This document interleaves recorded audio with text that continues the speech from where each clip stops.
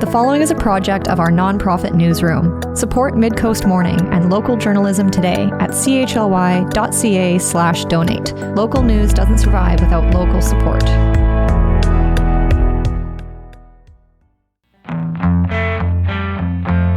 Hello and welcome to Midcoast Morning. I'm Joe Pugh. From free buses and the return of rail to a floating night market and an attack on democracy, VIU students spent a semester simulating the future of the city, taking Nanaimo all the way to 2086. In a political studies course under Professor Michael MacKenzie, students participated in mock elections, with winners seeking to implement their policy ideas in an AI-powered simulation. The students were divided into 3 worlds and each presented their results in a fair Thursday, April 9th at VIU. Midcoast Morning was in attendance. VIU Political Studies Professor and Jaroslavsky Chair in Trust and Political Leadership Michael MacKenzie says the exercise wasn't about predicting the future, but rather showing students how the decisions leaders make will shape the city in the long run. What was your big objective? What are you hoping to get across to the students with this project? Well, the course is called Future Regarding Governance and Leadership, and it's really hard to think about the future in comprehensive ways that make it as vivid as the present. And we can never make it quite as vivid, but we can do things to make it more vivid than we normally have experiences with. So this project was really had 2 objectives. One, to make the future real, to get us thinking about what our city might look like over the next 60 years based on the kinds of decisions that our governments are likely to make. Secondly, I wanted to give the students some experience playing leadership roles. So in each electoral cycle, somebody was elected mayor and for their group, for their world, and after that, they made a decision or a set of decisions about what they wanted to achieve over the next 4 years. They couldn't just do whatever they wanted. There's, of course, always stakeholders and other groups with powers that can either support you in your objectives or prevent you from achieving some of your objectives. So we used AI to simulate all of these outcomes. The elections themselves were done in class. They were real deliberations. The candidates for mayor made their pitches and the other students in the group voted for them. Then the mayor made their own decisions based on the previous simulations, and then the AI system simulated all of their decisions in quite a lot of detail. So we had it do newspaper articles about how people were responding to the things the mayor wanted to achieve. We had the system generate statistics, so if the mayor aimed at increasing transit ridership, did that actually work? We had the system simulate stakeholders' decisions like developers or indigenous communities, residents groups that might oppose certain things, business groups, and we had it simulate emergencies and technological developments. We're talking 60 years into the future. We're going to have technological developments. And they also had to work with other governments. So if they wanted to, for example, develop the rail system on Vancouver Island, this is not something a mayor can do alone. A mayor can do a lot, can push this, can advocate for it, but you have to work with other municipal jurisdictions, indigenous governments, the provincial government. You probably need some funding from the feds to get that sort of thing done. So the simulation modeled all of this. If there are folks listening who hear that this was primarily done through an AI simulation and they have some concerns about AI or it sets off some red flags, what would you say to them? Yeah, so, I think these are powerful tools that have to be used carefully. I am very opposed to students using AI to do their writing assignments. As a professor, I have tried very hard to make sure that my students are practicing writing and doing their own thinking when they're writing, because writing is not just to get information out and to convey it to others. It's also one of the ways in which we think and learn to think. So if I'm here as a professor teaching my students to about politics and the political world, but also helping them develop good habits for thinking, analytical thinking, critical thinking, they need to be writing. So I make sure they don't use AI when they're writing. But we can use AI to do the things it's good at, and it's very good at this. It didn't get everything correct, of course, but it kept things consistent within each simulated world. So some of the data it generated was not as accurate as I would like it to be. It had our budget way too high, for example. I think it was unrealistic about the number of people who were taking transit over time. But these things were consistent within the worlds. And so it did an extremely good and detailed job of making the future vivid. And so there are things that we can use these systems for, and there are things we shouldn't use them for in education. From the course of the project and the work you've seen the students do, what are your big takeaways about what they achieved and what maybe some of their priorities were in this project? Yeah, so it's a great question about policy priorities. A lot of the world, so every world is different, and we have in this event all kinds of different ways of telling the stories of these three different worlds, but there are similarities as well. So all of the worlds really made a push for transit and creating a walkable city. Now that's not to say that they didn't do suburban expansion. One world decided to try very hard to not expand outward and went upward instead. Another world made an early push to expand outward, but even that world made a concerted effort to develop transit.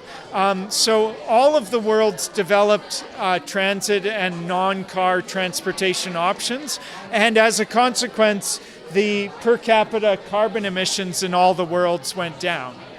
So that's one example of some consistent policy objectives. And these were, randomly formed groups. So we would expect somebody in each group to have similar objectives and others to have, some opposition to those policy aims. And what you get in that situation is politics. They were engaged in politics in every class, trying to figure out what they would do and what decisions they would make for their world and their futures. Now, I know it's hard to predict the future, but if you were to compare the results of some of these worlds and maybe some of the major threads or developments in the world to what you see as potentially feasible for Nanaimo in 2086, what would you say? Yes, so this is a great question. So I don't think that future regarding governance is about prediction, right? The future on some level is open, and we might talk about futures, plural. So we have options for our futures, and it depends what we decide, and what we decide will determine which of the futures we get. So as somebody who's interested in future regarding governance, I'm actually not interested in prediction. I'm interested in us thinking about these future possibilities and then trying to figure out how we can make decisions that are consistent with what we want for the future. And of course, we're going to disagree about what we want for the future. So to get to your question, what is feasible?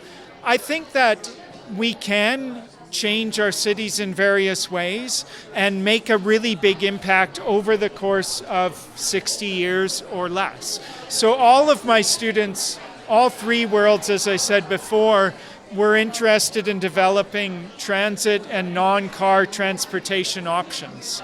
And they made some real improvements in that space, and it made a difference for the life that people were living in our city. And so I think these things are feasible if we want to do it.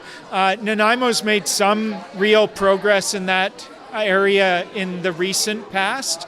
And if we make a decision to do more of that, it will change the future of our city. And so those are those are feasible futures. Would they come as quickly or as easily as they do in the simulation? I'm not sure. I don't think so. But the simulation, again, didn't just let the groups do whatever they wanted. They had to navigate the politics of it to get what they want, as much as what they wanted as they could out of difficult political situations. And one thing that stayed pretty consistent, with maybe one potential exception in World A, was the democratic system in the simulations itself. What do you think this exercise has to say just about local democracy? Yes, this is a great question as well.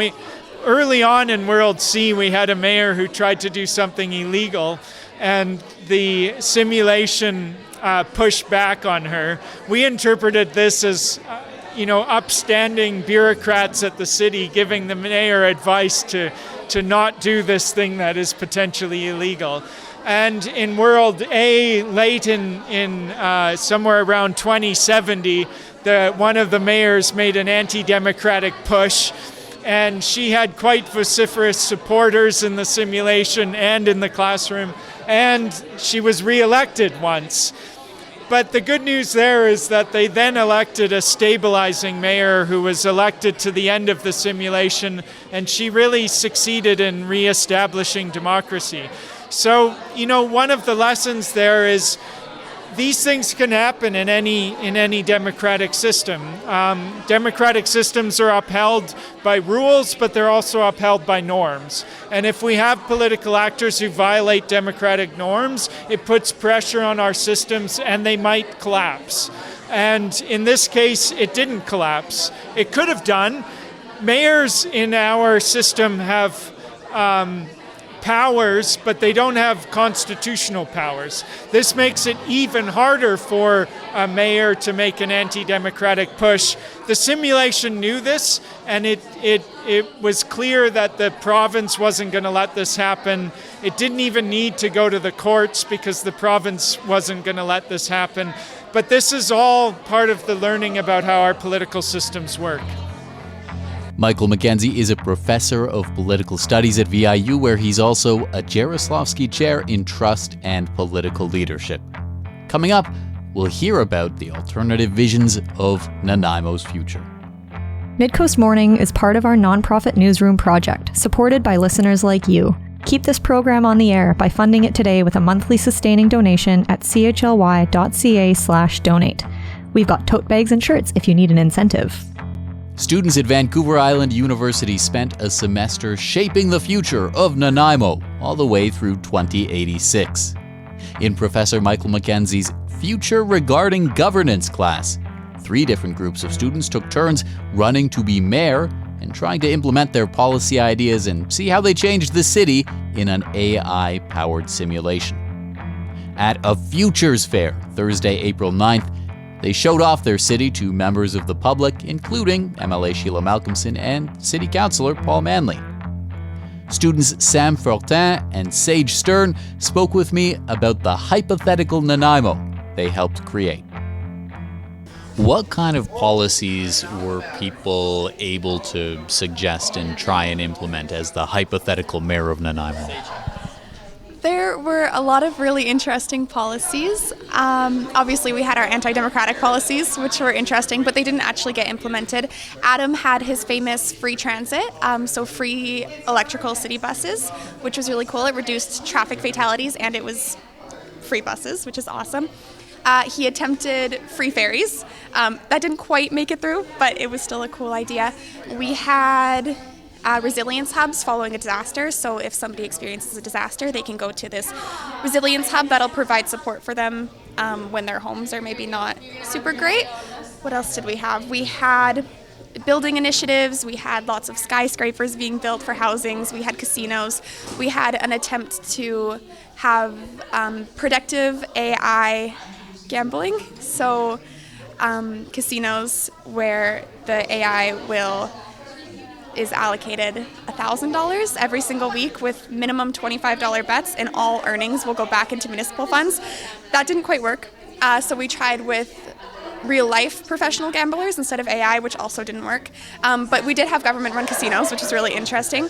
We had mandatory paint colors for all houses. So in our final term, we did a mandatory home color that had to be some bright, beautiful color. So no boring colors. So all new homes were forced to be built in some bright, beautiful color.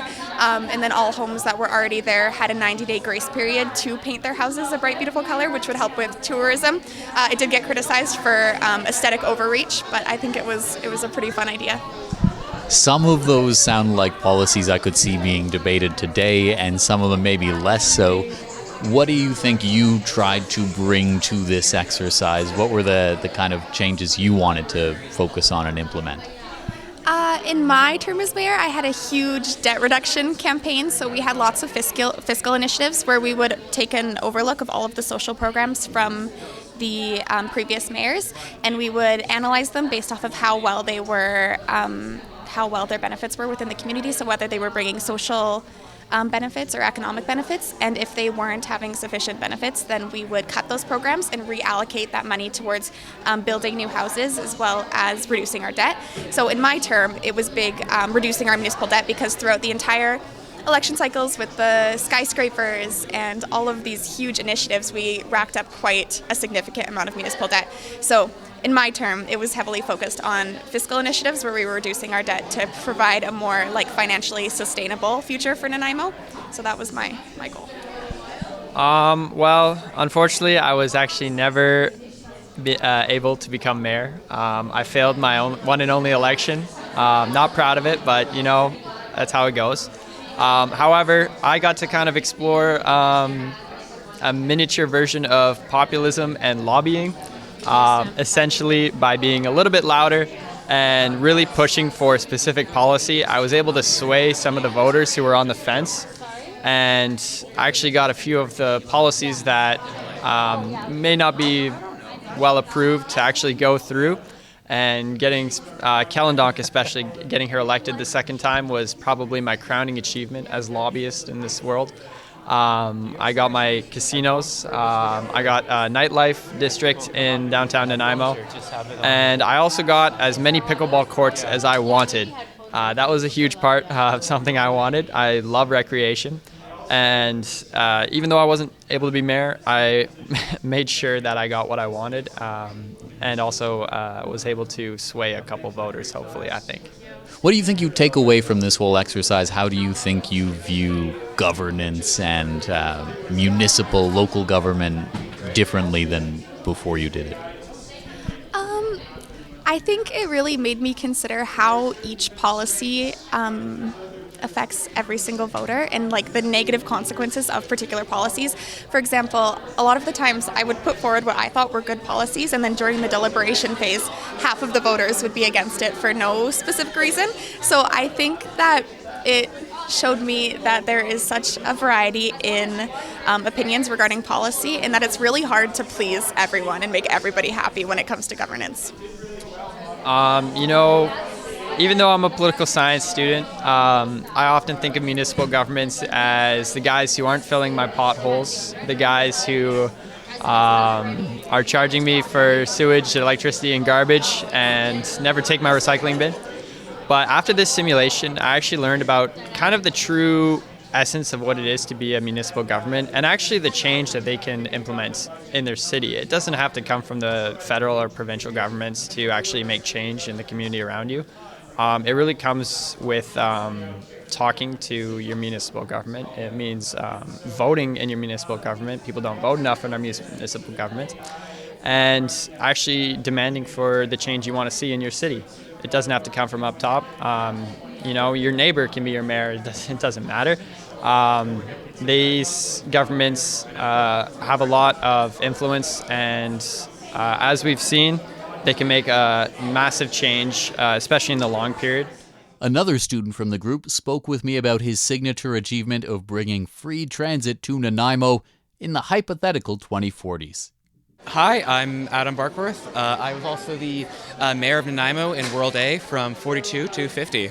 And I understand that your big signature accomplishment was getting free transit in this world. Can you tell me a little bit about that? Yeah, absolutely. I wanted to have some big ideas and push forward some, exciting policies. We were pretty early into the world, so the idea partially was if we can start off big, we can really make our world bright and great. I think free transit is a great policy that needs to be looked at more in more municipalities and provinces. And so this was a kind of a way to look to see how it works, and it works fantastically. So when you were in this exercise and you wanted to do this and you said, I want to do this, what happened next? What was the process of implementing it like in the simulation? Yeah, so in the simulation, it was a phased process. So the first 2 years, it was just dense corridors where we had the free transit, while we built up also more buses, got more bus drivers and the like. And then there was a phased implementation across the city of Nanaimo, making more and more buses free. By the end of my first term, it sounded like all the buses were free. And then in my second year term, we continued that work, while also expanding the fleet even more. Was there any kind of opposition in the world or in the simulation? The tax base was kind of the big one. It only noted essentially there were some taxpayers concerned with the rising debt. It's funny though, I did a cost-benefit analysis using AI, and it found that due to the savings and maintenance costs from roads being used less with less cars on the road, it actually was a surplus value that was generated from having more people move to buses, even though the buses were now free. What do you think you've taken away from that part of this exercise when you think about governance, local governance in Nanaimo, not in the simulation, in real life? I admittedly think we can be doing more. A lot of times it feels like we do a lot of small incremental changes. I do feel like there's a space to make some more bombastic almost changes that can be proven to be really effective. Meanwhile, another version of Nanaimo's future saw rail return to the island. My name is Nikki Hearns. I am a student, third-year poly major at VIU University. And you are a representative of World B in this simulation of what happens in Nanaimo through to 2086. Tell me, what does Nanaimo look like in 2086 in your world? Oh, in World B, 2086 is beautiful. We did the least expansion outwards, so our city grew up, not out. We kept all our green spaces. We made sure that all our buildings are ecologically sound, and by that I mean that we have cool roofing, we have solar panels. Every building created has a garden roof or a greenhouse or some form of greenery or eco-thoughtful implementations. We ensured that all our houses were retrofitted with heat pumps. We have taken care to make sure that we are prepared for any natural event that might happen, whether that's forest fires, earthquakes, tsunamis. We have set everything up to make sure that our world will survive with the least amount of damage. What kind of policy decisions or other things did you have to actively do to try and create that world? There was a lot of policy decisions that had to happen. So we had a lot of policies in place around kind of maybe forcing these retrofits. We had a lot of landlords that were very upset at us. We did put a rail system in. We reactivated the island rail system. That took a long time because there was a lot of policy decisions that had to overcome all of the barriers. I could not believe the number of barriers. Let's dive into that one. So reactivating the island rail system, you mean just like in Nanaimo or across all of Vancouver Island? How did that work? Well, I'll tell you what, I'd like to pass the mic off to Mayor Eric Nix, who was the one that implemented this for us. Please, Eric. Hello. So the Island Rail Corridor in World B, it's really just a rebuild of the existing one. There was a lot of diplomacy that had to be done, a lot of collaboration with local First Nations, and a lot of capital, different discussions on provincial versus federal or municipal funding, and a lot of hard work, basically. So how did those ultimately get addressed in the simulation? Well, the diplomacy stuff happened first, obviously. And then the focus was really on, since we only had control of Nanaimo, of course, we were focused on rezoning area around rail stations to be more dense housing. And then basically just waiting for it all to happen. A lot of the construction was happening outside of city limits, and that's out of our hands. But after years and years, we got it up, and I think our simulated residents are very happy. So you have a petition here in real life to get the rail corridor back. Tell me a little more about that. Well, it all started when George Anderson, Nanaimo Lanceville MLA, came to do a little bit of a presentation at the university. I asked him about trains, and he got excited, and I like trains myself. And really, I want to be able to take the train around the place, so I got a petition going. I also spoke with the instigator of an attack on democracy in Nanaimo's hypothetical distant future. My name is Caitlin Kellendonk, and I'm a fifth-year sociology and political studies student here at VIU. And I understand that in this hypothetical world, you were also the longtime mayor of Nanaimo, and that you also launched an attack on democracy. Can you tell me about that? I did launch an attack on democracy. I was most interested in the social experiment of understanding, one, if in terms of future regarding governance, we could have a future Nanaimo that was undemocratic. And two, I was very intrigued personally to see how artificial intelligence would respond. Our whole worlds were modeled and built by AI and the prompts that our mayors wrote. And so I very much wanted to see, would AI let me dismantle democracy? So how did you go about trying to do that, and what happened? I wrote a series of prompts in advance, and I actually ran them through my own AI, ChatGPT, and I did a lot of fighting with it. It had told me things like, I cannot even have conversations with you about dismantling democracy. What you're trying to do is illegal. And I very much fought with AI, and I was saying, it's a fake world, it's a simulation, I can do this. And AI said, you can't. And so I played around for a few hours to finally make a prompt that I had hoped would allow me to generate a future Nanaimo that was undemocratic, and I submitted that to my professor. And even when I came into class the next time, the prompt had went through and AI had still said no.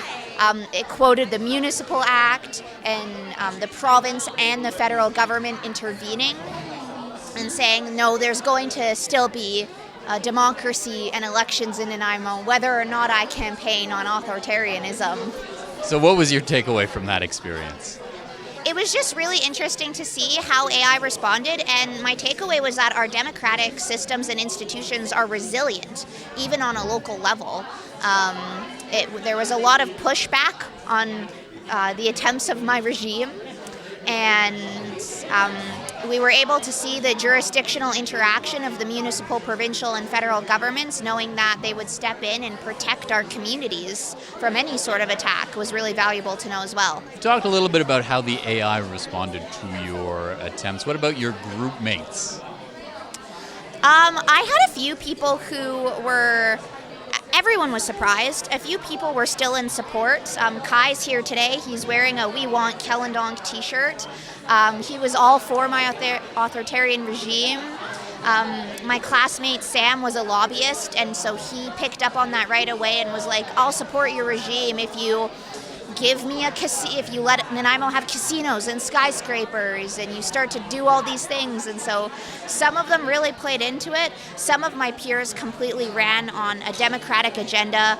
Zoe ran against me, and she campaigned on making sure I ended up in prison for my attack on our democracy. And so it was very 50-50 in responses. Of some people said, no, we need our democracy and we're gonna stand firm by that, and we're pretty upset. And some of my other peers really played into it and used it for their benefit.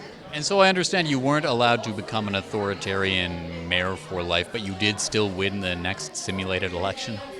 I did, which was really interesting. I was able to keep about 62% of support, and I just threw a statement out there that was like, I just love Nanaimo and I want to be mayor for life, but of course we can have elections. I'll run as long as the city will have me. And based on that and strides that I had made for ending homelessness, reducing poverty, and green governance, and collaboration with Indigenous governments, even though I attacked democracy, they voted me in again. More broadly speaking, what are your takeaways from this whole exercise and experience? I think most of us have really said that our biggest takeaway is how much power is held in municipalities. Oftentimes, especially in political studies, we really think about the jurisdictions and, that's the province and, the federal government, but there's a lot of power in what we can achieve here in Nanaimo. And I think something that you can learn from World A, B, and C is we all went very green. And even though that Nanaimo is known as a coal mining town, and like the highway city of Vancouver Island, we have lots of opportunity for green governance. And I think that was something really cool to see in terms of how we're thinking about the future as young people in university now. World A Mayor Kellen Dong, thank you very much for taking the time to speak with me.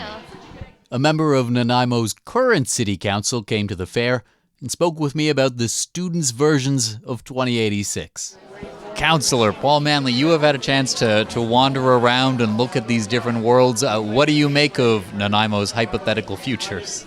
Well, it's interesting, the different models that the students have created and the different visions that they've had and how that plays out. I mean, looking at the AI simulation of what Nanaimo's downtown could look like, it looks like Vancouver. And then the use, thinking about the use of technology and how to make, ensure that we continue to have a community that's livable, where we protect some biodiversity, where we don't spread out too much. I mean, the different models that they've chosen, some where there's a bit more suburban sprawl and others where they've kept with the urban containment. It's an interesting exercise. So you have now almost spent a full term on Nanaimo City Council. What would you say to the students involved in this exercise about when they have a proposal, when they have a specific thing they want to implement, what it is like trying to do that, what kind of barriers you face, or what the route to implementing something you want to do is when you're on City Council? Well, I was just talking to students about balancing the interests of different people in the community. And I was having a conversation about debt and the use of debt to fund infrastructure. And when you incur debt, you pay interest, but also you spread out the cost of that infrastructure to future generations that are going to benefit from that infrastructure. So if you're raising all the funds in advance, then it's this current generation and current set of taxpayers that are going to pay for infrastructure that's going to be used for the next 50, 60 years. If you balance it out and use a little bit of debt, then those future residents are going to be helping to cover the costs of that infrastructure. I'm just trying to, working on that balance and getting to understand that municipalities can't run deficits. We have to balance our budgets. So we have to manage our money very carefully. And manage all the different competing interests we have in the community. Professor Michael MacKenzie says he thinks the students who took part are going to be thinking about the future of Nanaimo for the rest of their lives. What do you hope beyond today the impact of this exercise is on the students and on the community? Well, this is part of my approach to teaching, which I call democratic pedagogy. And the easiest way to understand this is that we teach students about democracy by getting them to do democracy, to engage in democratic decision making. So this was a simulation of democratic decision making. I also have students make decisions that are authentic in the sense that they usually have to do with our class itself, and the decisions they're making are real. So I have them, for example, vote on which assignments they're going to do. And this matters to their grade, their experience in the course, etc. So in democratic pedagogy, our objectives are really to give people experiences with democracy, to teach them more about how it works, how it feels to engage in politics with other people, what strategies, what skills, what knowledge and dispositions you need to be successful in politics and to function as a Democrat, a small d Democrat, somebody who's committed to democracy. So what I want them to take away from this exercise is both a sort of vision of the future, right? So we need to exercise our minds in order to think about the future. We have to do it consciously or we don't really do it at all. So I want them to take that away. I think my students who are involved in this will now forever wander around the cities where they live thinking about the future of the city. That's what I do because I teach this content, but I think that's what they'll do as well. Secondly, I want them to take these democratic experiences and take them into their jobs, into their adult lives, into their careers, into politics in various capacities. It might be, being part of a community organization, or it could be running for office. In fact, one of my students from World B, who was making a push for getting rail on Vancouver Island again, has started a real petition to get rail started on Vancouver Island again. So we're already seeing that the effect of the simulation having an effect on the real political action of the students. Michael MacKenzie, thank you so much for taking the time. Thank you very much. Throughout today's program, you've been hearing conversations recorded at a Futures Fair, Thursday, April 9th at Vancouver Island University. That's our show for the day. Thank you for joining me. I'm Joe Pugh, host and producer of Midcoast Morning. Jesse Woodward is our executive producer, and RB Fruit is our technical advisor. You can sign up for CHLY's newsletter at chly.ca/subscribe. If you have a story you'd like us to cover, you can email us at news@chly.ca. Our theme song is First One by local Nanaimo band Waste Management. That's all for now. We'll talk to you on another Midcoast Morning. This program gives thanks to the Nanaimo First Nation as we broadcast and podcast from their traditional territory. Thanks for listening.